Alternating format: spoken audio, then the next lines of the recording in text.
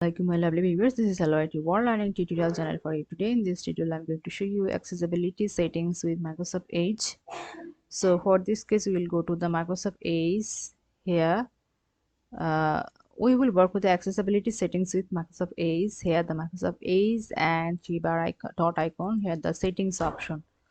So here the things we will go to the accessibility. So here the accessibility, what have there have the page zoom here in the 100 or something like that. See here we can select it from here. See, this is the page color dark, white, we can set. See here the only apply page color, this thing specific site we can change site. Hopefully here the site has been included, that page has been colored only, nothing else.